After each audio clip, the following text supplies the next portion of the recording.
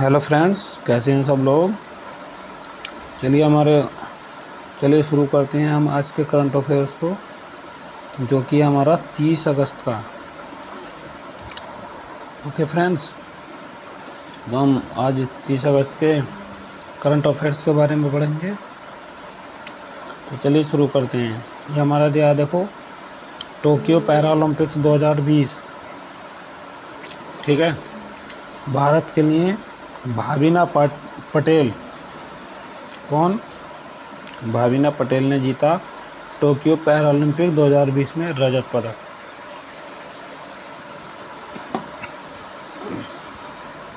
तो इनके बारे में पढ़ेंगे थोड़ा सा। देखो, कौन से हो रहे हैं हमारे पैरा ओलंपिक, हो रहे हैं टोक्यो पैरा ओलंपिक 2020 के। ठीक है, तो किसने जीता है? हमारा भाविना पटेल ने क्या जीता? हमारा पैरा ओलंपिक 2020 में रजत पदक जीता है। ठीक है, वो हमारे 21 में रहे, ये 2020 में होने थे, कोरोना की वजह से हमारे 21 में पहुंच गए हैं। ओके फ्रेंड्स, चलो पढ़ते हैं इनके बारे में।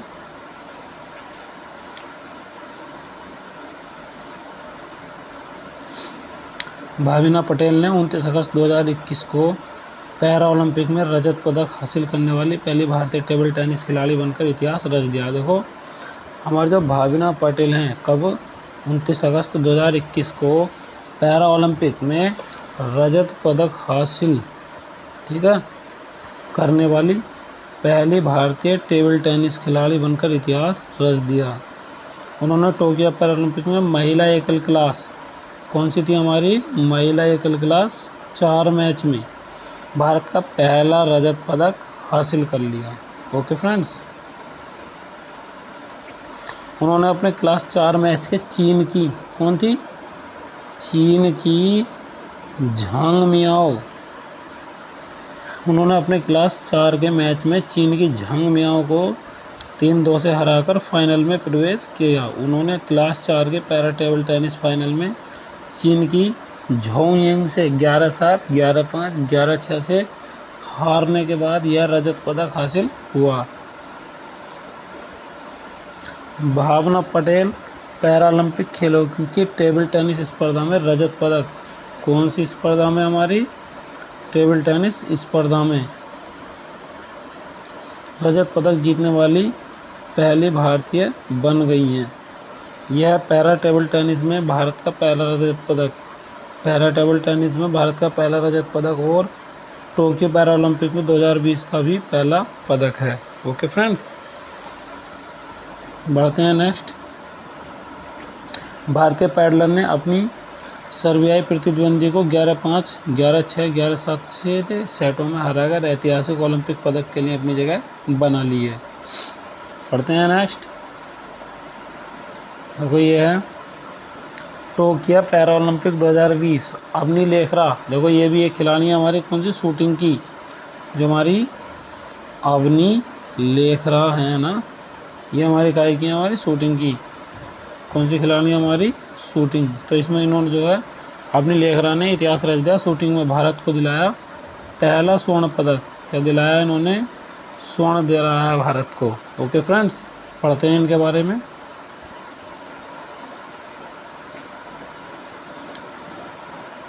देखो, ये भारतीय निशानेबाज अवनी लेखरा ने, कौन थी हमारी? भारतीय निशानेबाज अवनी लेखरा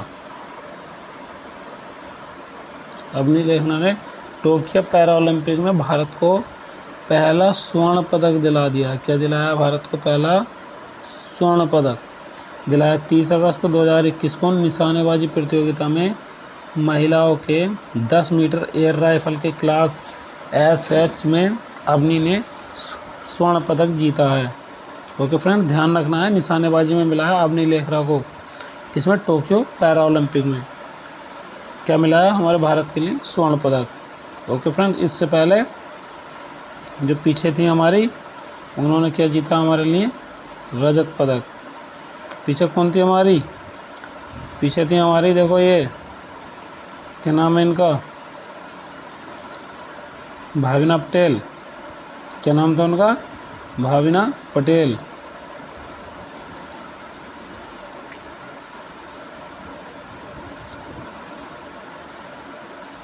यह देखो, उन्होंने 249.6 के स्कोर के साथ पैरालंपिक रिकॉर्ड बनाया और विश्व रिकॉर्ड की बराबरी की। किसकी बराबरी की है? विश्व रिकॉर्ड की बराबरी की इसी जीत के साथ। अवनी ने कौन? यूक्रेन की इरियाना सेतनिक के वर्ल्ड रिकॉर्ड की भी बराबरी कर ली है। टोक्यो पैरालंपिक में भारत का यह पहला स्वर्ण पदक है। उन्होंने महिलाओं की 10 मीटर एयर स्पर्धा, कौन सी? 10 मीटर एयर स्पर्धा H1 में यह स्वर्ण पदक जीता। हमने फाइनल में 249.6 अंक बनाकर विश्व रिकॉर्ड की बराबरी की। जो विश्व रिकॉर्ड था हमारा अब तक का 249.6 का, तो इन्होंने क्या किया? अब इसकी बराबरी कर लिया और पहला स्थान प्राप्त किया। उन्होंने चीन की झांग कुइपिंग को 248.9, मतलब इसके अंक, इतने अंक से इनमें डिफरेंस था, तो उसको जो परास्त किया है। पैरालंपिक खेलों में पदक जीतने वाली है तीसरी भारतीय महिलाएं। कौन सी? हमारी तीसरी भारतीय महिलाएं। ओके फ्रेंड्स, कौन सी महिलाएं? हमारी तीसरी।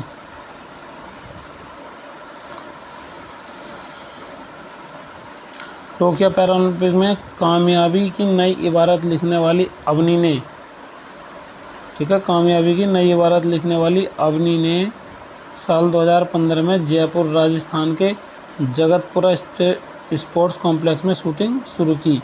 ओके फ्रेंड्स, तो ये कहाँ की रहने वाली हो गई हमारी अवनी हो गई हमारी जयपुर राजस्थान के जगतपुरा।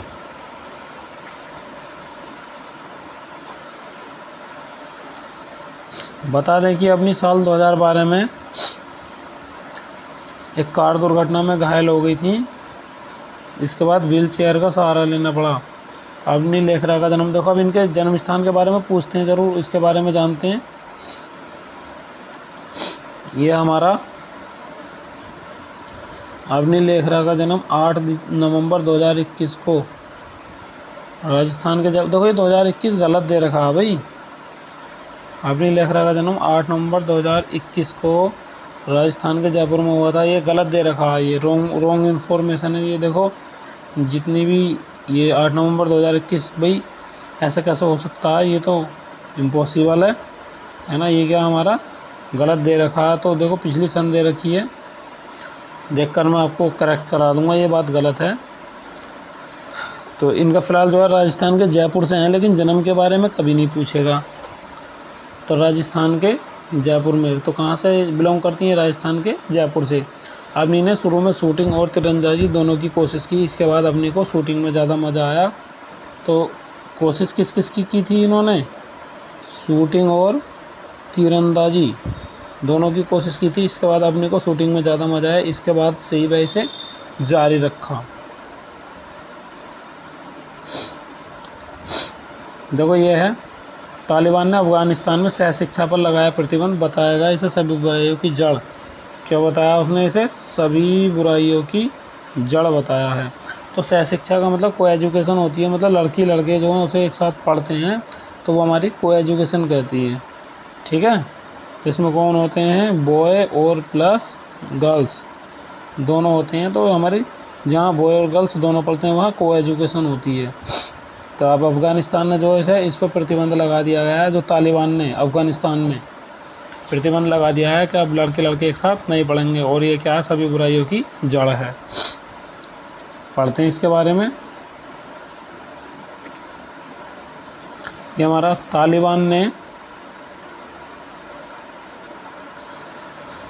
अफ़गानिस्तान में सह शिक्षा पर प्रतिबंध लगा दिया। इसके कुछ दिन पहले ही तालिबान ने देश में महिलाओं के अधिकारों का सम्मान करने का आश्वासन दिया था। तालिबान के नवनियुक्त उच्च शिक्षा मंत्री, देखो कौन से हैं हमारे नवनियुक्त उच्च शिक्षा मंत्री? शेख अब्दुल बाकी हक्कानी। कौन है हमारे?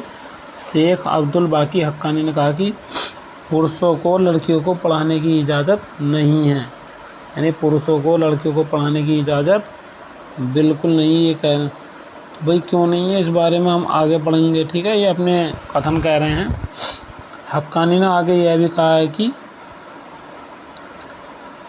शरिया कानून के तहत समस्त शैक्षणिक गतिविधियां होंगी। उन्होंने आगे का यह कहा कि महिला व्याख्याताओं और लेक्चरर्स को केवल महिला छात्रों को पढ़ाने की अनुमति होगी, ना कि पुरुष छात्रों को। तो इनका कहने का मतलब ये हुआ कि महिलाओं को पढ़ाएंगी और महिलाएं लड़कियों को, यानी महिला छात्राओं को, और जो भी लेक्चरर हैं या जो भी टीचर हैं वो हमारी लड़कियां, जो मैडम है वो लड़कियों को पढ़ाएंगी, और जो पुरुष हैं वो जो हमारे पुरुष छात्रों को। तो ऐसा नहीं है कि पुरुष जो हमारा लड़कियों को भी पढ़ाएगा, लेकिन अब से पहले ऐसा होता था, लेकिन अब नहीं होगा। तो ये हक्कानी कह रहे हैं, वहाँ के नवनियुक्त उच्च शिक्षा मंत्री जो हैं, बोले अब से आगे को ऐसा नहीं होगा, लड़कियों को मैडम पढ़ाएंगे और लड़कों को जो पुरुष टीचर ना वही पढ़ाएंगे। पढ़ते हैं आगे। और तालिबान के उच्च शिक्षा मंत्री ने लोया जिरंगा टेंट में एक भाषण के दौरान कहा था कि देश में सभी शैक्षणिक गतिविधियां शरिया कानून के अनुसार ही संचालित की जाएंगी। देखो, शरिया एक देश है, तो सीरिया बोलते हैं, वैसे ही शरिया लिखा है, तो सीरिया एक देश है, वहाँ के कानून के अनुसार ही जो वहाँ की शैक्षणिक गतिविधियाँ संचालित की जाएंगी। ओके फ्रेंड्स, ये हमारा यह सबसे भयानक आशंकाओं में से एक है। क्या हमारा यह सबसे भयानक आशंकाओं में से एक है, क्योंकि यह वही खतरनाक आशंका है जिसे अफगान महिलाएं हमेशा डरती रही हैं, क्योंकि तालिबान ने 20 साल बाद एक बार फिर से अफगानिस्तान पर नियंत्रण कर लिया है। अफगानिस्तान में महिलाएं काफ़ी डरी हुई हैं कि कुछ हद तक उस क्रूर दमन की वापसी देखने जा रही हैं जो वर्ष 1990 के दशक में देखा गया था। कब देखा गया था? हमारा 1990 के दशक में देखा गया था। मतलब 1990 के दशक में भी इनके साथ ऐसे ही हुआ था, सब अलग अलग कर दिए गए थे। शिक्षाविदों के अनुसार सरकारी विश्वविद्यालय इस फैसले से प्रभावित नहीं होंगे। क्या नहीं होंगे? जो वहाँ के वो प्राइवेट में ही हो सकता है, सरकारी जो विश्वविद्यालय हैं वो इस फैसले से प्रभावित नहीं होंगे, लेकिन निजी संस्थान प्रभावित होंगे, क्योंकि उनके पास पहले से ही छात्राओं की संख्या काफ़ी कम है। ओके फ्रेंड्स, देखो ये बहुत ही अच्छी खबर है। आ जाएगा कि किस देश की सरकार ने लड़कियों को अलग अलग पढ़ाने की व्यवस्था की है। तो इस तरीके का कोई क्वेश्चन बन के आएगा या कुछ भी पूछ लेगा, तो इसका हम आंसर इस समय अफ़गानिस्तान चर्चा में चल रहा है तो अफ़गानिस्तान ही लगाएंगे। ओके फ्रेंड्स, देखो अब हम करंट अफेयर्स एक पंक्ति में पढ़ते हैं 30 अगस्त का। जो भी हमारे क्वेश्चन आंसर होते हैं उनको हम लास्ट में देखते हैं। तो फ्रेंड्स जल्दी से जल्दी आंसर दिया करो, अपने आप को जांचा करो।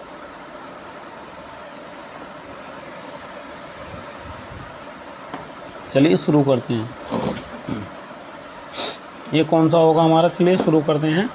अपने आप से ये पता लग जाता है क्वेश्चन आंसर लास्ट में करने से कि हमने अभी कितना पढ़ा और कितना हमें याद रहा। तो फ्रेंड्स शुरू करते हैं।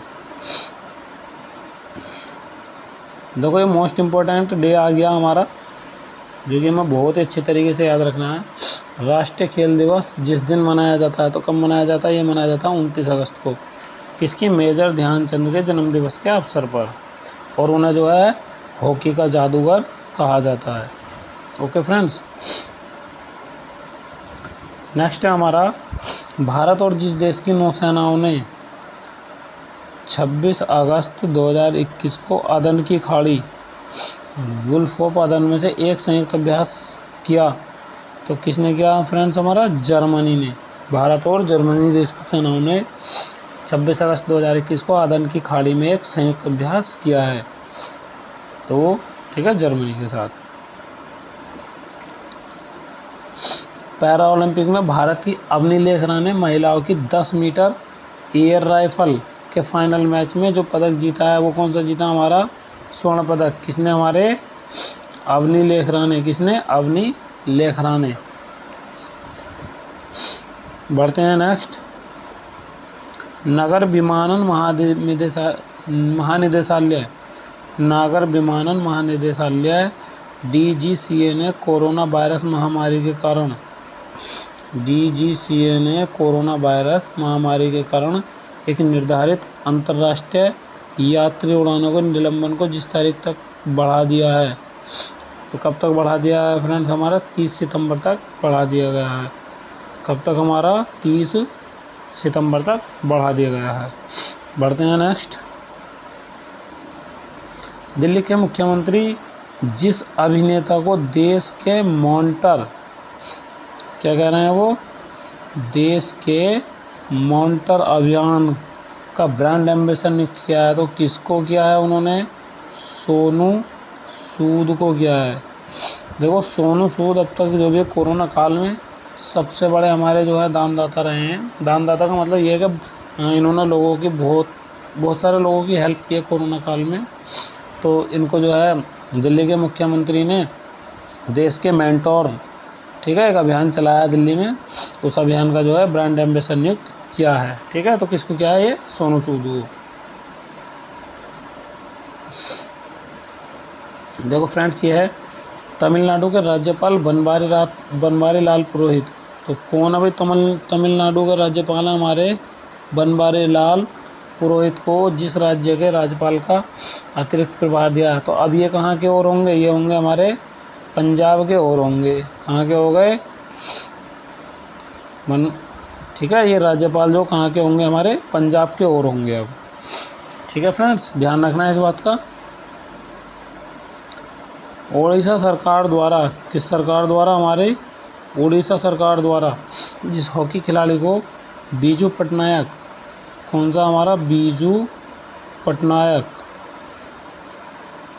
खेल पुरस्कार प्रदान किया गया। तो वो किसको किया गया? अमित रोहिदास को। किसको किया गया? हमारा अमित रोहिदास को। फ्रेंड्स, हमारा नेक्स्ट क्वेश्चन है ये, हाल ही में जिस राज्य सरकार ने कुश्ती खेल को वर्ष 2032 तक गोद लेने का फैसला किया है। हाल ही में जिस राज्य सरकार ने, ठीक है, जिस राज्य सरकार ने किसको? कुश्ती को, ठीक है, कुश्ती खेल को वर्ष 2032 तक, कब तक? हमारे 2032 तक गोद लेने का फैसला किया। तो वो क्या? हमारी उत्तर प्रदेश सरकार ने। उत्तर प्रदेश के मुख्यमंत्री कौन है? योगी आदित्यनाथ। ओके फ्रेंड्स, तो फ्रेंड्स आज के जीके में हम इतना ही पढ़ेंगे। तो फ्रेंड्स बने रहिए हमारे साथ, और हम आपको रोज इसी तरह की वीडियो प्रोवाइड करा रहे हैं। भरोसा कीजिए हमारे चैनल पर, हमारे द्वारा पढ़ाए गए कंटेंट पर जो ध्यान कीजिए। थोड़ा सा इससे बाहर कुछ नहीं जाएगा, चाहे आप आजमा कर देख लेना किसी भी एग्ज़ाम में। तो ये हम थ्योरी इसलिए पढ़ाते हैं ताकि सारे के सारे क्वेश्चन कवर हो जाएं। So friends thank you. और एक ही रिक्वेस्ट हमारी लास्ट में रहती है कि वीडियो को लाइक तो कर दिया करो अगर आप देखते हो। तो फ्रेंड्स लास्ट में यही कहेंगे कि हमारी वीडियो को लाइक कर दिया करो और चैनल को सब्सक्राइब करना। वीडियो को देखो शेयर हो सके तो कर दो, वरना कुछ ज़रूरी नहीं है। बस मुझे इतना ही कहना है। सो फ्रेंड्स थैंक यू, जय हिंद।